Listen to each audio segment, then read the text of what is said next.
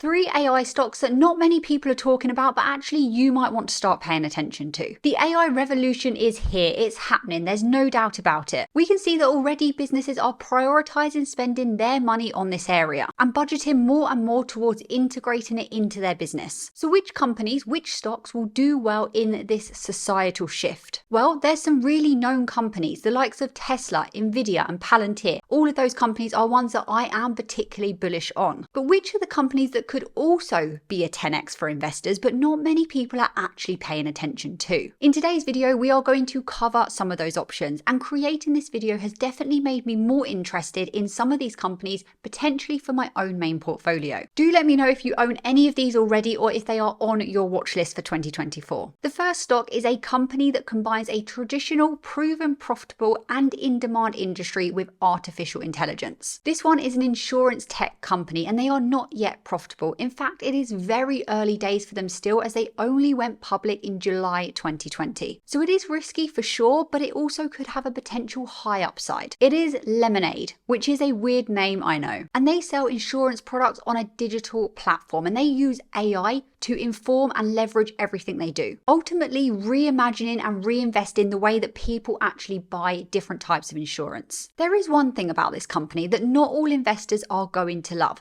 and we'll talk about that in just a minute. But first, I'll touch on why this company, this stock, could potentially do very well. They are making an industry that was very manual and very human driven way more efficient. They have achieved solid growth. They are adding customers and expanding their product base, but whilst doing this, they are losing a lot. Last year, they had 1.8 million customers, which represented a 27% growth from the previous year. And they also managed to nearly double their total revenue as they expanded their product offerings and attracted more repeat customers. These are very good signs, but this growth has definitely come at a cost, as last year Lemonade's expenses way more than doubled their revenue, resulting in a net loss of about $298 million. But they have reported pretty good earnings, so an inflection point could be coming up very soon. The company actually anticipated to achieve positive cash flow by 2027, but they announced in their recent letter to shareholders that they are actually expecting this to happen way earlier in 2025. The thing that I wanted to mention from earlier that not all investors are going to love is that Lemonade actually allow their policy holders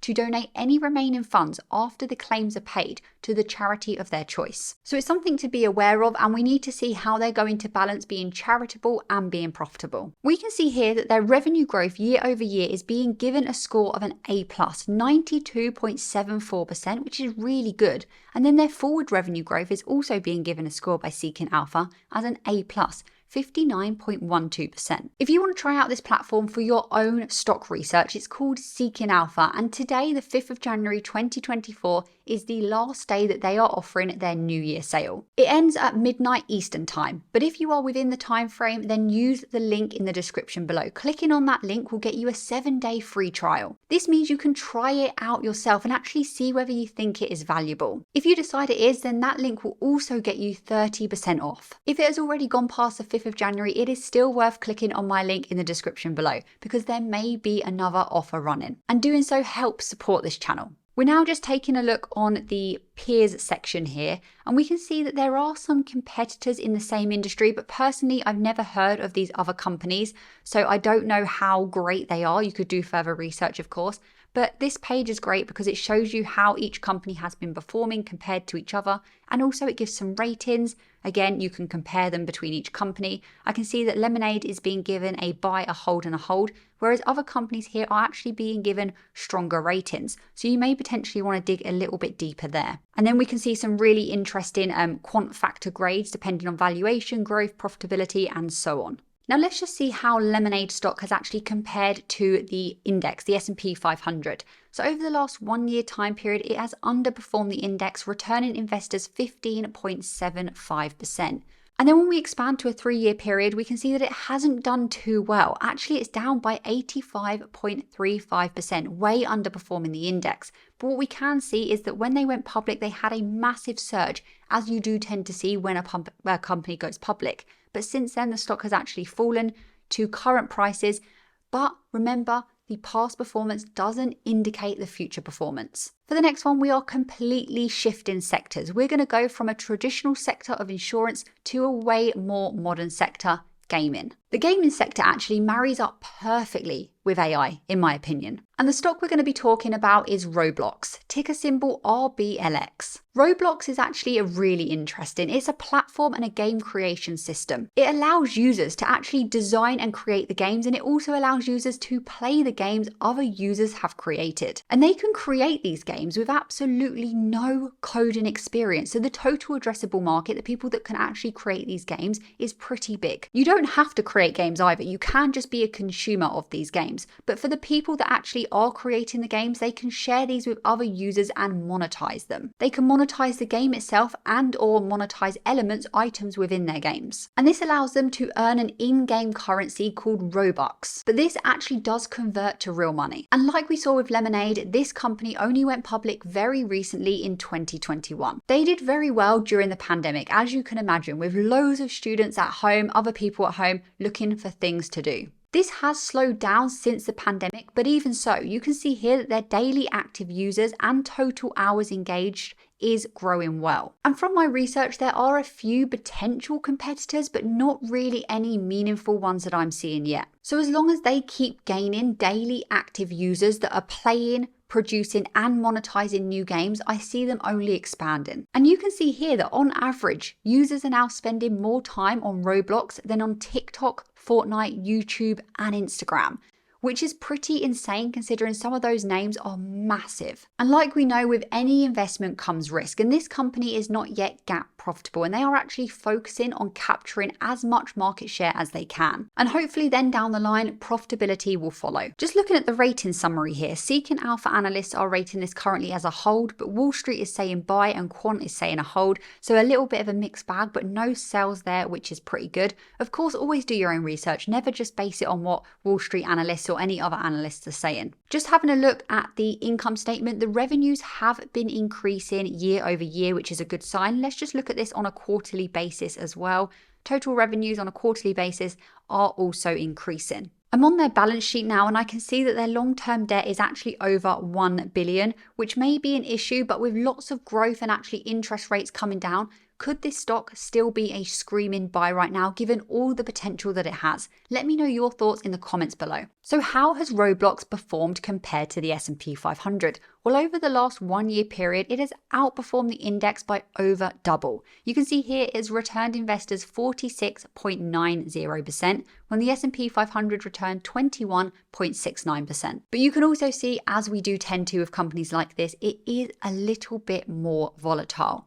Expanding out to a 3-year period, underperforming the index. Actually, it went public, had a massive increase, as we saw before, and then it's fallen slightly. But it does seem to be on an upward trend now, actually. The third one on our list today is a company called Ginkgo Bioworks. This is a biotech company with the same chairman as the CTO of Palantir, which is interesting, of course, if you're a Palantir shareholder. And their ticker symbol is DNA, which is actually quite fitting. I think this is a classic case of a high-risk, high-reward play, as they are still in the typical early stages of business, whereby they are using a lot of cash and are not yet posting the most amazing results. However, there is real potential here. They essentially use genetic engineering to help companies come up with new products and fine-tune their existing processes. The interesting thing here is that they can help with many different industries, and already they have got some partnerships with humongous names. For example, Pfizer and the parent company of Google, Alphabet. This partnership with Google is to use its cloud computing and generative AI platforms. And by using AI, Ginkgo can actually increase their speed, accuracy, and scalability, as well as generating important new insights and discoveries from their database. And it's exciting because, like I said, they can work with so many different sectors, and the breadth of products they could create means a potential huge TAM, total addressable market. Of course, they can work with the pharmaceutical and biotech industry, but they can also help companies in other industries as well. And in recent years, there has been a sharp increase in the number of active programs that they are running. But the business is not yet profitable, and their Q3 results were quite mixed. If you do decide to do the 7-day free trial and try Seeking Alpha out for yourself, I definitely recommend, for any companies you are researching or even companies that you already invest in that you want to follow, you keep an eye on this little section here, because Different analysts that work with Seeking Alpha post articles about the stock, and they are actually really, really well researched and really interesting. But let's just look at how this company has performed compared to the index. So over the last 1 year time period, underperformed the index. Actually, it's been pretty stagnant, returning investors negative 1.89%, whereas like we've seen, the index has returned about 22%. Expanding to a 3-year period now, not great. Not great. Like we keep seeing, companies that have recently gone public, at their IPO, their DPO, whatever, you see a massive surge, really, really good, and then it seems to fall. And we're kind of at the stage now where there is a lot of potential. That is clear. Total addressable market for this one's really big. Makes sense they're getting involved in AI. The industry, the biotech industry as a whole is ginormous and it's growing rapidly. Things are changing quickly, but we need to see that they are, demonstrating this growth. So hopefully in their next earnings, we see some really positive figures or we hear some positive news. We continue to get deals with some big players. Definitely one to keep an eye on. I do think there's big potential in all of the companies we've discussed today, but do let me know what you think. And now just for fun, let's compare the performance of each of these 3 stocks to each other. So over the last 1 year, Roblox has actually done the best, returning investors 42.29%, followed by Lemonade and then Ginkgo Bioworks. We'll expand to a 5-year period, but please be aware that not all of these companies have been public for a whole 5 years. So you'll see, difference in data here. But over 5 years, or as close to 5 years as we can get, the best performing one is still Roblox, but that has underperformed, the index. Now I'd love to know your thoughts on these stocks. Stay tuned for the next video, but until then, keep analysing and keep investing, and don't forget to hit that subscribe button.